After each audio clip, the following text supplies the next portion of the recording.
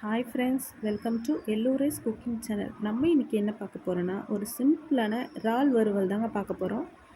என் ஸ்டைலில் எப்படி செய்யுதுன்னு பார்க்கலாமாங்க. வானலியை அடுப்பில் வச்சுட்டு தேவையான அளவு எண்ணெய், 1/4 ஸ்பூன் சோம்பு, 1/4 ஸ்பூன் சீரகம்.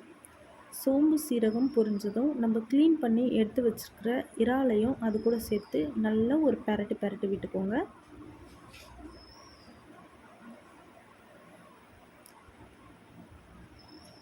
இப்போது இது கூடவே 1 ஸ்பூன் மஞ்சள் பொடியை சேர்த்துக்கோங்க.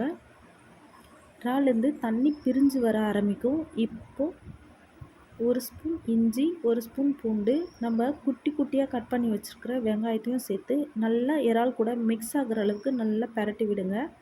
அடுப்பு ஸ்லோ ஃப்ளேமில் இருக்கட்டும். ஹை ஃப்ளேமில் வச்சிங்கன்னா இறால் ஓவர் குக் ஆகி ஜவ்வு மாதிரி ஆகிடுங்க. இப்போ நல்லா கலந்து விட்டுட்டு இறாலுக்கு தேவையான உப்பையும் சேர்த்துக்கோங்க. சேர்த்து நல்லா ஒரு பெரட்டு விடுங்க. இப்போ பார்த்தீங்கன்னா அந்த இறால்லேருந்து தண்ணி பிரிஞ்சு வந்துச்சு இல்லைங்களா, அதெல்லாம் இறால் வேகிறதுக்கு அந்த தண்ணியே போதுமானது. இப்போ பார்த்தீங்கன்னா இறாலில் அந்த தண்ணியெல்லாம் அப்படியே கொஞ்சம் கொஞ்சமாக வற்ற ஆரம்பிச்சிட்டு இப்போ நம்ம விட்ட எண்ணெயும் பிரிஞ்சு வர ஆரம்பிச்சிச்சு. இப்போ நல்லா ஒரு பெரட்டிட்டு நான் வீட்லேயே செஞ்சு அரைச்ச கரம் மசாலாவை சேர்த்துருக்கேன். உங்களுக்கு விருப்பமாக இருந்தால் எந்த வகையான கரம் மசாலாவை சேர்த்துக்கோங்க. அப்படி எனக்கு கரம் மசாலா வேணும்னா அதை ஸ்கிப் பண்ணிவிடுங்க. அது கூடவே இறாலுக்கு தேவையான மிளகாய் பொடியை சேர்த்து நல்லா கிளறிக்கோங்க. மிளகாய் பொடியோட பச்சை வாசம் போகிற அளவுக்கு 1லேருந்து 2 நிமிஷம் இருக்கும். அடுப்பை ஸ்லோ ஃப்ளேம்லேயே வச்சு நல்லா பெரட்டி விட்டுட்டு இது கூடவே ஒரு கொத்து கருவேப்பிலை சேர்த்து கிண்டுன்னு கிண்டி விட்டுருங்க.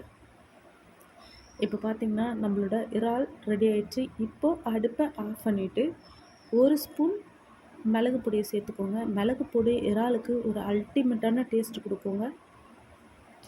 இப்போ பார்த்திங்கன்னா நல்லா கிளறி விட்டுட்டு இது கூடவே கட் பண்ணி வச்சுக்கிற கொத்தமல்லி தழையை அது கூட சேர்த்து சர்வ் பண்ண வேண்டியதுதான். நம்மளோட பர்ஃபெக்டான இறால் வறுவல் ரெடி ஆயிடுச்சுங்க. அப்புறம் என்னங்க, நம்ம சேனல் பிடிச்சிருந்தா லைக் பண்ணுங்கள், ஷேர் பண்ணுங்கள், சப்ஸ்கிரைப் பண்ண மறந்துடாதீங்க.